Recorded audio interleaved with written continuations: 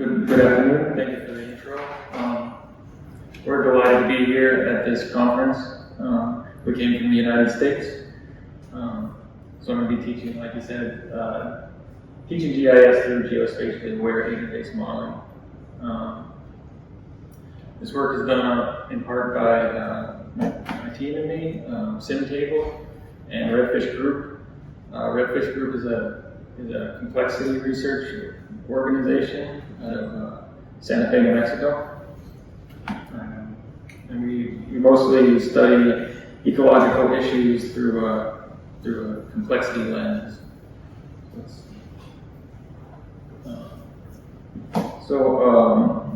Our main product is this augmented reality sand table that's on the right. And this table on the left is the precursor. It's what wildland firefighters have been using to train for years. You can see these like yarn. This yarn represents different fire lines, and then you can see like a tractor there that they use to fight this big fire. So we built an augmented reality version of this.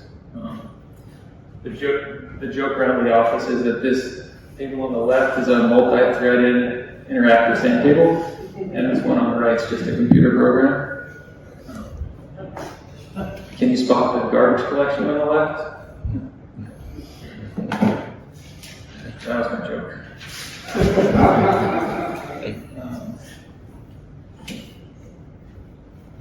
So like I said, our primary focus is on wildland firefighting. What we have up here on the left is a tactical decision game done by firefighters. So they stand around a table and they play this game where they fight virtual fire. And then over here we got some firefighters who are trained to go to a community and teach the community about the dangers of a fire. Here's another game, and then here's we're teaching students using this table. Why is wildland fire important?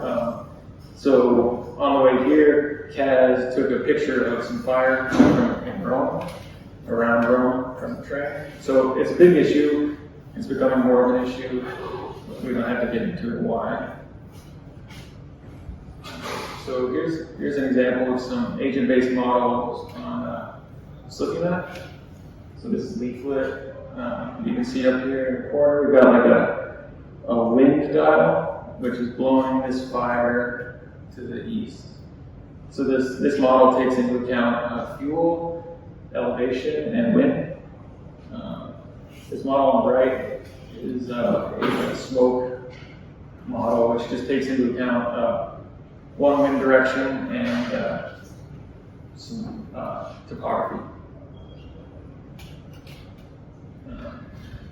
What we have here is another agent-based model, which is more of what we think of classically as an agent-based model.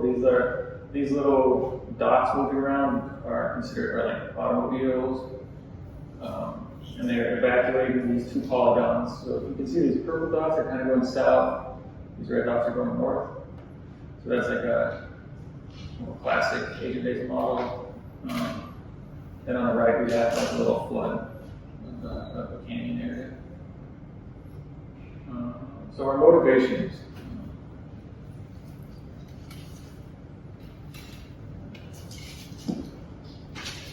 So our motivations for doing this work is we like to visualize and communicate natural phenomena to stakeholders like students and firefighters. We need a development platform that's like, we like to say low threshold, easy to use, high ceiling, needs to be open source, and easy to use and deploy. And it's nice if it incorporates GIS.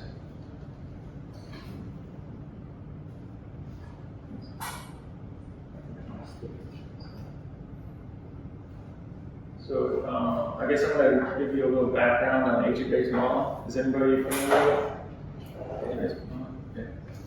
So this is not going to be new to you, but the most common or well-known software for agent-based model is Star Logo or Net Logo, and those are still active projects. I think Star Logo, I think it made it correct. So it's different than a lot of other modeling in that you model in terms of agents and their interactions rather than like a differential equation or something like that. And it's good for modeling emergent phenomenon and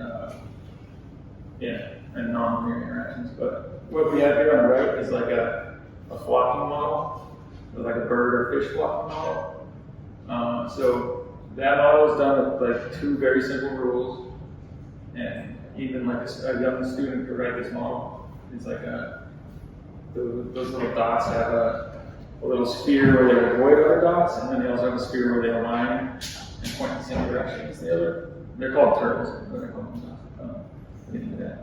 So these are the primitives of agent-based modeling. We have turtles, which are these in blue here. So they're little things that can move around in the world. They have a position, sometimes velocity, stuff like that. There's links that connect two turtles. So there's those two things together in the GIS world, I guess you could consider a vector. It'd be like a point in a line, or maybe a polygon. And then you have patches, which are the raster underneath. So that's in gray, and that's just a raster. It's just you can have multiple values per patch, but it's basically a raster.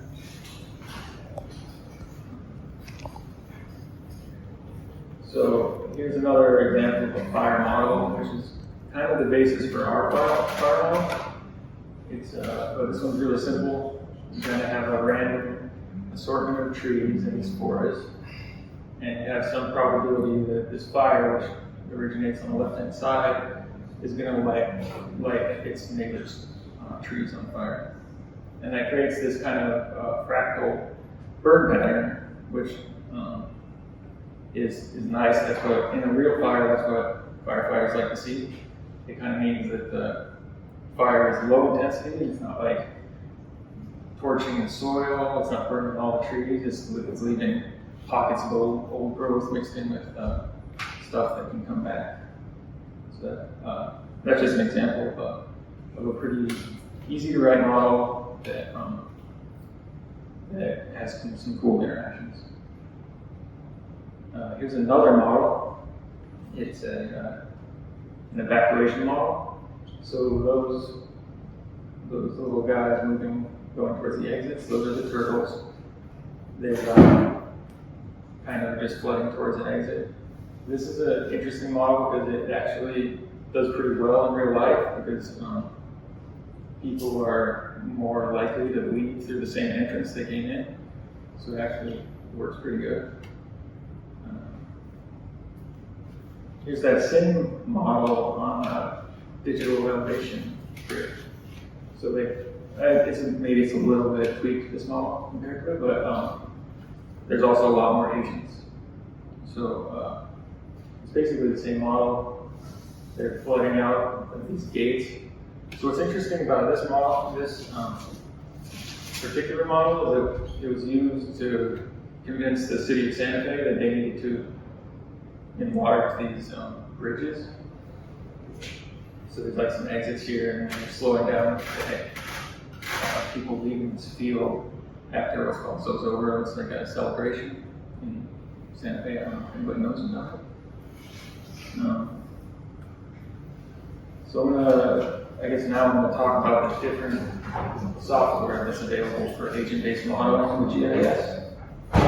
So there's quite a bit. This isn't a complete list, but these are the ones that kind of support GIS natively. Most of them are in Java. Some of them are proprietary. The most Net Logo is definitely, I think, the most popular. It has a web-based version and a Java version. And the Java version supports GIS, the web version doesn't. I'm going to be talking about AgentScript, which is like our own product that's come out of our company. And it's JavaScript, it's open source. You can get to it at agentscript.org. I don't think I included the link on the slides, but it's AgentScript.org. Okay, so it's web browser based. It has some GIS, but we'd like to include more, which is part of the reason we're here, is to get some information on what people are doing as far as GIS. But okay, here's the main. This is the main author. So his name's Owen Denmore. He's a passion for programming. He's that guy in the yellow circle. This is the original Apple team. So Owen speaks Italian, would like to have been here, but he couldn't make it today. Long way away. Here's a couple of examples of models from our models library. This one up here, that's the flocking model I showed you earlier.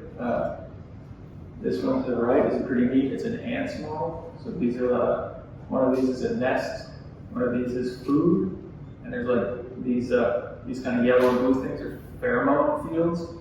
So it kind of shows these how these random assortment of ants that are wandering around can form like a path between food and the nest. Here we go, it's starting. Yeah. So they just kind of wander around, they find food, and they just kind of wander around and they kind of follow this pheromone field back to the nest. And eventually, the field becomes strong enough that they go straight to the food and straight back. Which I'm not sure if that is really accurate to how ants work, but it's a cool model.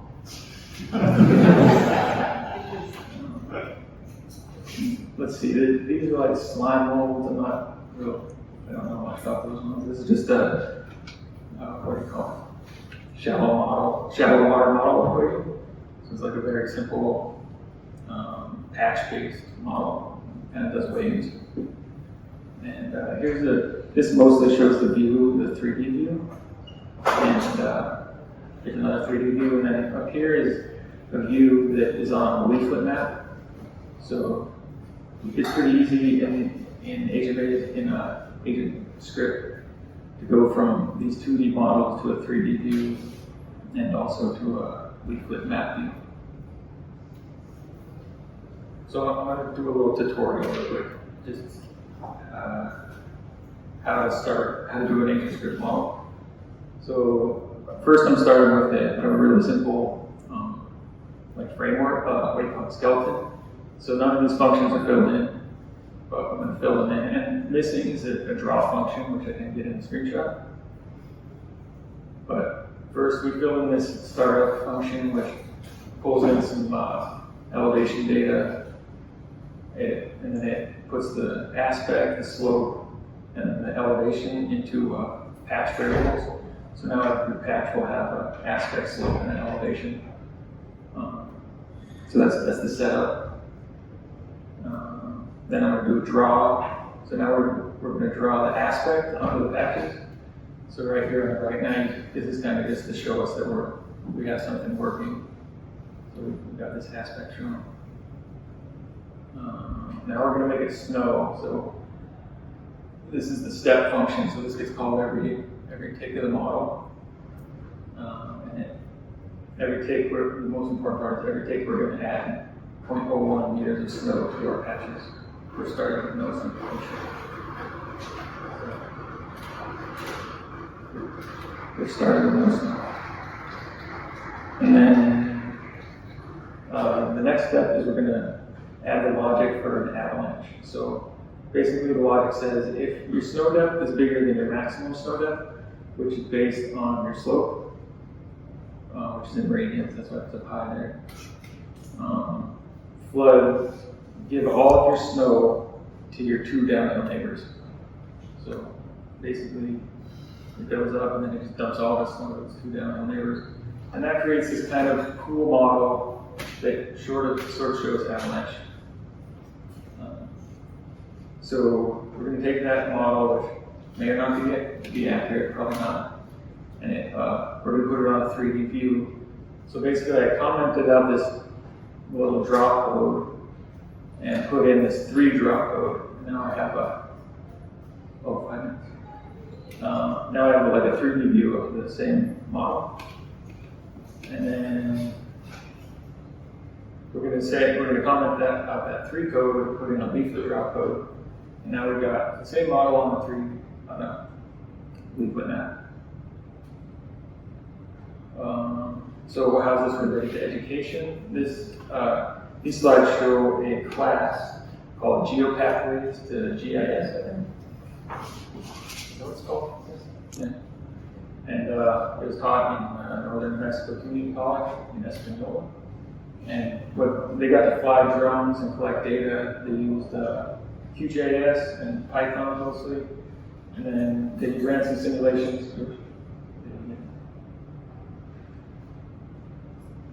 They ran some simulations using AgentScript. We would like to get them writing AgentScript, but honestly, the library wasn't quite there to teach them that this year. But it's a grant. It's going for a couple of years, so we're working on it. And then we've got a video if we have time. So this video shows.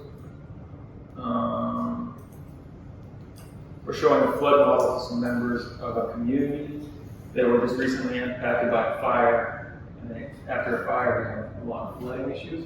So this guy on the right, you can't hear it, but he's saying, this flood's going to go right down here through your yards. Like, you need to, whatever, open up your gates so that the flood can go in your fields, because like, otherwise it might get too bad. He's kind of explaining some technical stuff about farming that I understand, but yeah, it's kind of so what we're doing is just showing them this table, and what we like to say is like the table has some intelligence, but most of the intelligence is actually standing around talking. Like these people, they know their land, they know what to do. Anyways. Conclusions. So yeah, we have some future work to do. We'd like to import more cloud-native data. We've learned a lot about that in this conference. Right now, we can import OpenStreetMaps and some digital elevation models and a little bit of land cover. But there's a lot of data out there that we could use. We'd also like to, integrate our models more into our products, but yeah, maybe create some more models. Oh yeah, we have an IDE that we're working on. It's not very good yet, but you can see it on the right here. It's also on AgentScript.org. You guys are welcome to play with it if you want.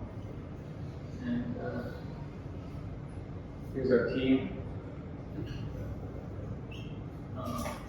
Thank you very much.